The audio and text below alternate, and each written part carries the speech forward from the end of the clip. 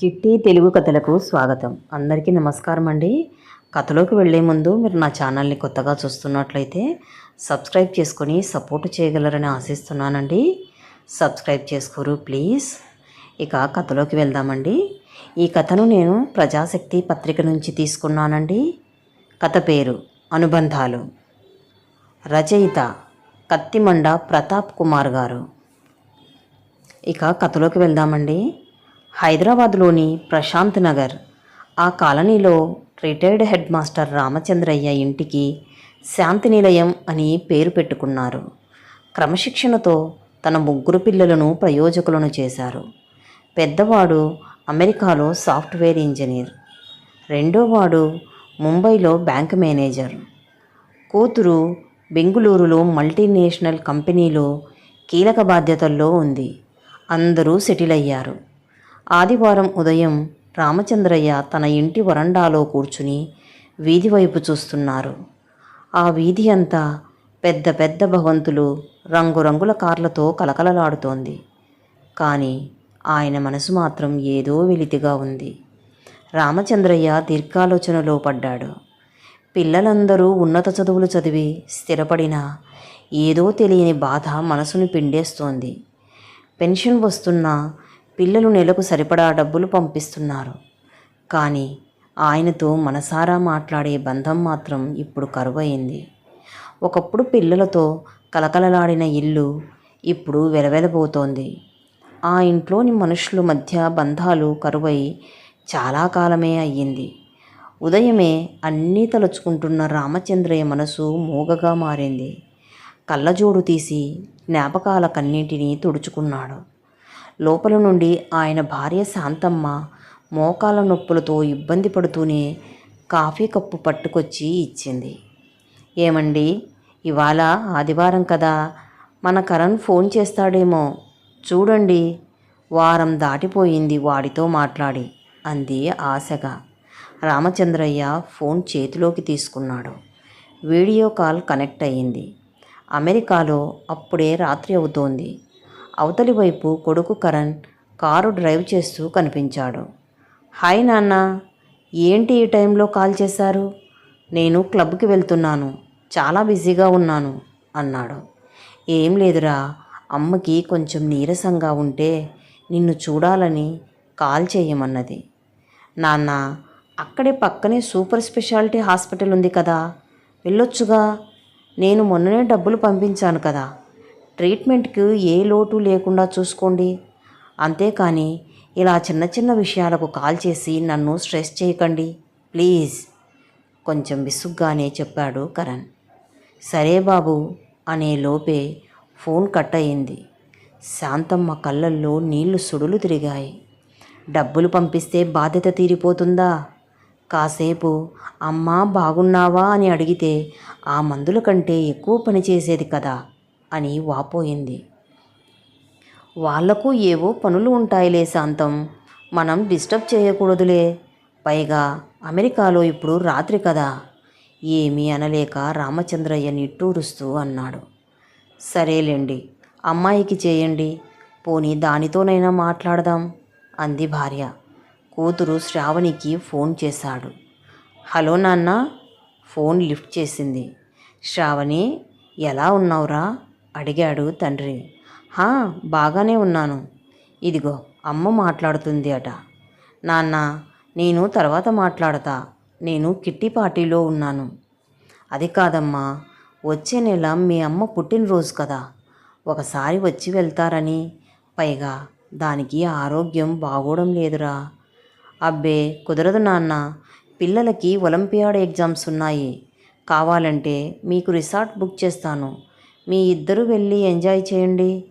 Present I'm very busy, తర్వాత call చేస్తాను, bye.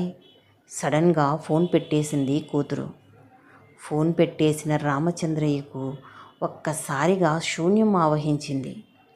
పెంచి పెద్ద చేసిన వృక్షాలు ఇప్పుడు నీడను ఇవ్వడం లేదు సరికదా, కనీసం ఆ పలకరింపు కూడా ఒక భారంగా భావిస్తున్నారు అనుకున్నాడు.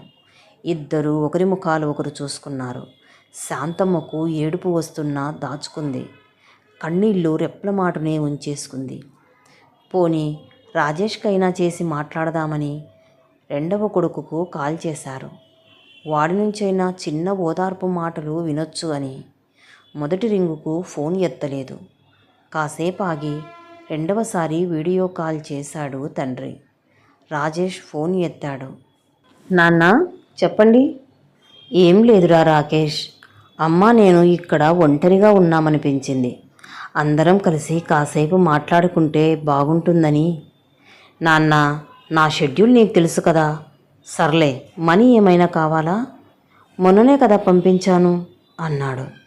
రామచంద్రయ్య మనసు చీకటిగా మారింది. డబ్బులు కాదురా, నీ పిల్లల్ని చూపించు. వాళ్లతో మాట్లాడి నెల దాటిపోయింది. వాళ్ళు వీడియో గేమ్స్ ఆడుకుంటున్నారు నాన్న. డిస్టర్బ్ చేయడం ఎందుకు? సరే, తర్వాత చేస్తా. ఫోన్ కట్ చేశాడు. ఫోన్ కట్ అయిన తర్వాత ఆవహించిన నిశ్శబ్దాన్ని భరించలేక రామచంద్రయ్య కుర్చీలో కుప్పకూలిపోయాడు. ఆయన కళ్ళల్లో నీళ్లు గిర్రున తిరిగాయి. అది చూసిన భార్యకు ఒక్కసారిగా దుఃఖం పొంగుకొచ్చింది. శాంతమ్మ ఇంట్లోకి వెళ్ళి టేబుల్ మీద ఉన్న ఫోటో తీసుకొచ్చింది. దాన్ని చీర కొంగుతో తుడిచింది. అందులో తన 2 కొడుకులు, కూతురు తండ్రి భుజాల మీద కూర్చుని నవ్వులు చిందిస్తున్నారు. ఆ ఫోటో చూస్తుంటే ఆమెకు 40 ఏళ్ల క్రితం నాటి జ్ఞాపకాలు గుర్తొచ్చాయి. చిన్నప్పుడు రామచంద్రయ్య తన కొడుకులను ఎత్తుకుని, రేపు వీళ్ళు పెద్దయ్యాక నన్ను కంటికి రెప్పలా చూసుకుంటారు శాంతమ్మ అని మురిసిపోయేవారు. కానీ ఆ రోజు ఆయన కన్న కల ఈరోజు కన్నీటి ధారగా మారుతుందని ఆయన ఊహించలేదు. ఏమండి, వాళ్ళు ఏడిస్తే మనం అన్నం కూడా తినలేదు. వాళ్లకు దెబ్బ తగిలితే మీ గుండె విలవిల్లాడిపోయేది.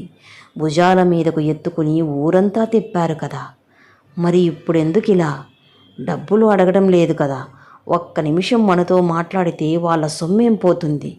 శాంతమ్మ బోరున ఏడ్చేసింది. రామచంద్రయ్య గొంతు మూగబోయింది. భార్యను ఓదార్చాలని ఉన్నా ఆయన లోపల అంతకంటే ఎక్కువ బాధను భరిస్తున్నారు. శాంతమ్మ, వాళ్ళు చిన్నప్పుడు అమ్మ, నాన్న మిమ్మల్ని మా దగ్గరే ఉంచుకుంటాము అన్న మాటలు ఇంకా నా చెవుల్లో మోగుతూనే ఉన్నాయి. కానీ ఇప్పుడు మన గొంతు వినడమే భారమైపోయింది. కన్న ప్రేమను బ్యాంకు బ్యాలెన్స్తో కొలుస్తున్నారు. ఇప్పుడు యాంత్రికమైన మనుషులు వాళ్ళు అని కన్నీళ్లు పెట్టుకున్నాడు రామచంద్రయ్య.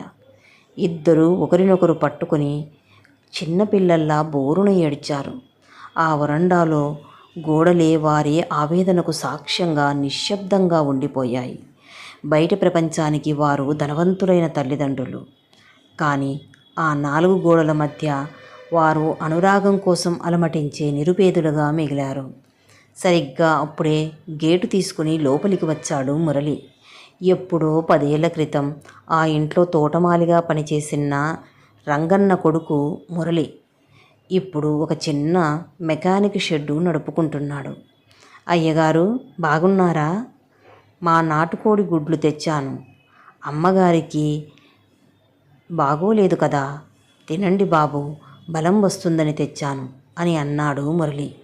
వారిద్దరూ ఒక్క నిమిషం నిశ్శబ్దంగా ఉండిపోయారు. ఏంటి అయ్యగారు, ముఖం అలా పిక్కిపోయింది? ఒంట్లో బాగోలేదా అడిగాడు.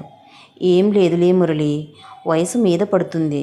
పైగా ఎండలు బాగా ఉన్నాయి కదా, అలానే ఉంటుంది తమాయించుకుని మనసులో బాధను అదుముకుని చెప్పాడు. అబద్ధం చెప్పకండి అయ్యగారు, మీ కళ్ళల్లో నీళ్లు తిరుగుతున్నాయి. పిల్లలు ఫోన్ చేశారా? బాగున్నారా వాళ్ళు అడిగాడు మురళి. బాగున్నారు మురళి, చాలా బాగున్నారు. ఎవరి లోకంలో వాళ్ళు బిజీగా ఉన్నారు. నాకైతే ఇప్పుడు ఈ బంధాలన్నీ బరువుగా అనిపిస్తున్నాయి. అదేంటి అయ్యగారు అలా అంటారు? అమ్మగారికి ఆరోగ్యం బాగోట్లేదు. పెద్ద హాస్పిటల్కి తీసుకెళ్ళి టెస్టులు చేయించాలి రా మురళి. అదేమీ పెద్ద పని కాదయ్యా. నేను రేపు కారు తీసుకొస్తానయ్యా, అమ్మగారిని తీసుకుని వెళ్దాము. నీకెందుకురా శ్రమ? అదేంటయ్యగారు అలా అంటారు? చిన్నప్పుడు మాకు మీరు చాలా సాయం చేయబట్టే కదా మేము ఈ స్థాయిలో ఉన్నాము. మా నాన్నగారు చనిపోయినప్పుడు మీరు ఓదార్చిన మాటలు నాకు ఇంకా గుర్తున్నాయి. ఈ బంధం ఈనాటిదా ఏంటి అన్నాడు మురళి. శాంతమ్మ కన్నీళ్లు తుడుచుకుంటూ, చూసారా, కన్నపిల్లలకు మన సమయం అడిగితే ఖాళీ లేదు అన్నారు. కానీ పరాయివాడైన మురళికి మాత్రం మన కష్టం కనిపిస్తోంది అంది ఆవేదనగా. మురళి వెంటనే శాంతమ్మ దగ్గరకు వెళ్ళాడు. కోడిగుడ్లు చేతికిస్తూ, అమ్మగారు, బాధపడకండి. మీ పిల్లలు దూరంగా ఉండొచ్చు, వారికుండే ఇబ్బందులు వారికి ఉండొచ్చు. కానీ నేను ఇక్కడే ఉన్నాను కదా. నేను మీ కొడుకులాంటి వాడిని అనుకోండి. రేపు మిమ్మల్ని డాక్టర్ దగ్గరికి తీసుకువెళ్తాను. మీరు రెడీగా ఉండండి అన్నాడు ఎంతో ఆత్మీయంగా. ఆ మాట వినగానే రామచంద్రయ్య మనసు తేలికపడింది. నేటి సమాజంలో రక్త సంబంధాలు కార్పొరేట్ అయిపోతున్న వేళ ఇలాంటి అనుబంధాలు ఇంకా బతికి ఉన్నాయని ఆయనకు అర్థమైంది. కథ సమాప్తమండి. మీకు ఈ కథ నచ్చిందని అనుకుంటున్నాను. మీకు ఈ వీడియో కనుక నచ్చినట్లయితే లైక్ చేయండి, షేర్ చేయండి, సబ్స్క్రైబ్ చేయండి. Thank you for watching.